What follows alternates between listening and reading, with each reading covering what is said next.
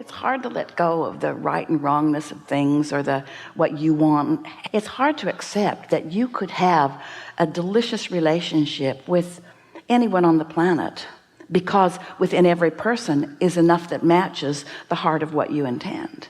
But you didn't come here to just find a relationship with anyone or anything. You came here to define and to decide, and it should be exactly as you have intended it to be. But the thing that we so want you to hear is that this vortex is a compilation of ingredients, and the masterpieces that can be made from it are known by your inner being, but not necessarily known by you.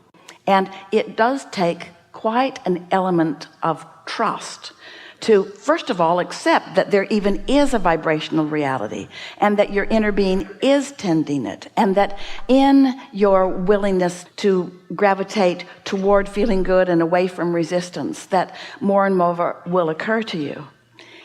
But once you start finding a little piece of clarity and you just ride the wave of it, it might only last 10 seconds. But you recognize it. Once you start realizing the power of daydreaming, the power of getting out ahead of it, the power of not needing it to have been manifested before you look at it, but the power to feel for it anyway.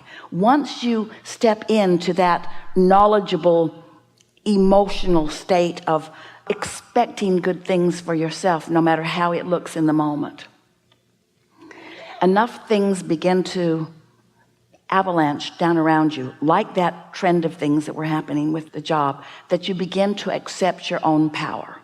And we just want this conversation to be a conversation where, in the process of accepting your own power, you understand it, and you know what makes it and what works against it, what helps it, what hinders it, when it's there, how to encourage it, what to do to make more of it. It's like molding the clay. You just get better and better and better and better and better at it.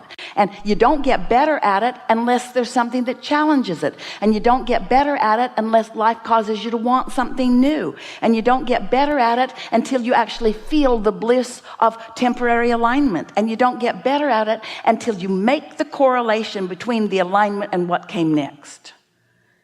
I'm noticing that in other areas. Yeah.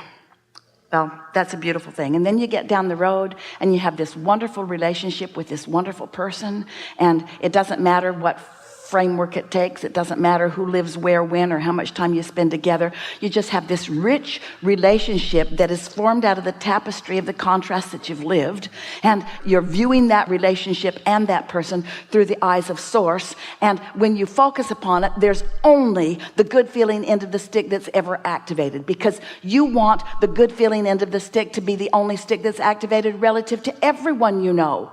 When there's that other end of the stick that's activated often, and it hurts you when it's activated, you're out of control. And when you're demanding or needing government or other people to do something different in order for you to feel better, you're really out of control. But when you don't need anybody to do anything different in order for you to feel good, because you know how to align with your inner being, and you know that your inner being knows how to align with everything that you want, now you are the master that you were born to be of creation, and now you're having a good time. And will you ever get it done? Nope. Will you ever be without contrast? Absolutely not. There's always going to be some other precious pile of contrasts that's going to inspire something new, and there's always going to be that potential to waver. There's always going to be that question about what really is my path of least resistance.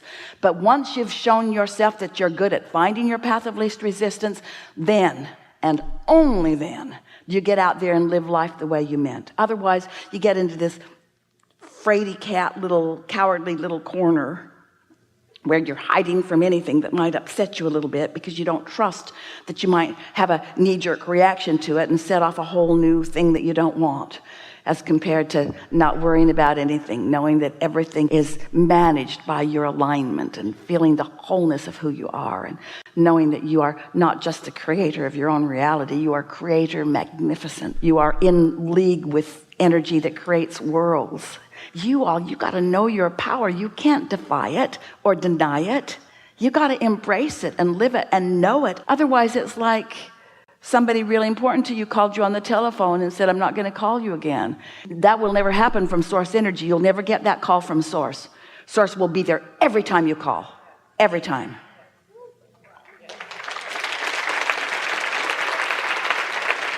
So you're describing what I would call like this Jesus perspective, where I don't mean it as facetiously as I'm going to say it, but where you're like floating above the fray, and love is, and I want to be there, Abraham. So step one is being in the fray. Yeah, it's step 4. Step one is being in the fray. So we're not asking you to be above the fray. We're asking you to understand there's fray step, and there's source step, and there's aligned step. We're not asking you to be above the fray. We're asking you to know the difference between when you're in the fray, which is a good time to take a nap, and when you're tuned in, tapped in, turned on, and receiving impulse. Even the story you tell about Jesus, his luggage got lost.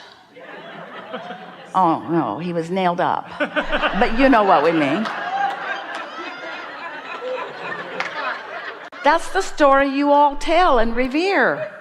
You don't talk so much about the things that he was telling you about, the power of your being and the power of the kingdom of heaven and how you are all part of that, and to turn the other cheek and not push against things you do not want. In other words, that's not the story you tell.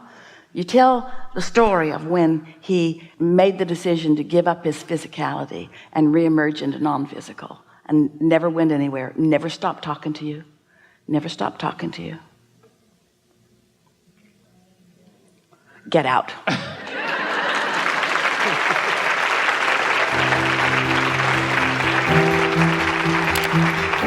Take it easy.